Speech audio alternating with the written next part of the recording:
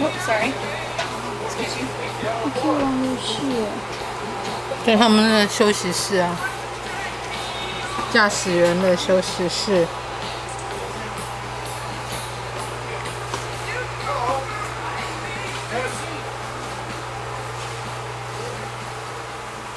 You can listen to your little headset, or you can listen to me. No, it's just on there. Okay, that's fine. This is our ready room. Each squadron had their own ready room aboard the ship. There were 7 squadrons, which there might be. There's 7 ready rooms. This particular ready room is an F4 ready room, F4 Phantom. There's a little Phantom pictured there, or not pictured, a little model. You can see various F4s here. And aren't there some pretty F4s right there? The F4 was a fighter that was utilized by the U.S. Navy, U.S. Marine Corps, and the U.S. Air Force. It was utilized quite a bit. In the Vietnam War, the first North Vietnamese MiG was shot down by a Phantom off the Midway. As it turns out, the last MiG that was shot down was from a Phantom off the Midway. Now, this room itself, and like I said, every squadron had their own ready room. What the ready room was is a place to get ready. Get ready to do a mission. The mission commander would stand up here, describe the mission, describe the intelligence, describe the weather, talk about everything about the mission, what they were going to do, what they were hoping to accomplish, all the times and stuff like that, the codes that they would need. Then they would go out and fly the mission.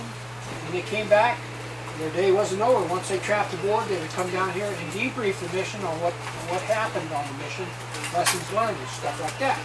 And then a very important thing happened. When they landed aboard the carrier, they landed with the assistance of a person called an LSO, landing signal officer, that was on the platform on the port side of the ship aft, that would assist them in landing. He was there more than just to assist them in landing. He was also there to grade them. And once the mission was over, they would debrief. And that particular event, flying event was over, those LSOs would come down to all the ready rooms and debrief each pilot, each naval aviator, on how their landing went. Not only did they debrief them on it, we don't have one down here. You'll see one next door, a big board called a Greenie board. And that Greenie board would display that grade on the board. So each pilot in the squadron would have a pictorial record of how well he was landing on board the carrier. Now the reason for that is, one of the reasons, is even though pretty much anybody can take an airplane off, can get launched off the carrier, all you got to do is hang on. But nobody's in danger except those persons in the airplane. But when you land aboard the carrier, everybody on the aircraft carrier is in some danger, especially those guys that work right on the flight. So we want to make sure those pilots are well trained to track aboard the aircraft carrier. So those grades are publicly displayed. Too many bad grades, and you're looking for another job. What we have down here in this area is this F4 Phantom ready room, and you can see all these plaques.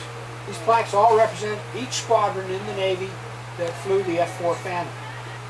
Next door, a very nicely done ready room is for the A6. The A6 was a medium attack bomber. And they did a really good job on that ready room. You see lots of stuff in there. And by the way, these ready rooms are kind of foo-fooed up. They don't look like this in real life. We decorated them up so you get a little flavor of all the various squadrons that flew the airplane. Then around the corner there's another ready room that's called a light attack ready room. There's airplanes that we refer to as light attack are the A1, the A4, and the A7. And then the last ready room you'll see is the E2, E2C Hawkeye ready room. E2C Hawkeye is that big ugly airplane on the flight deck with a big dome on it.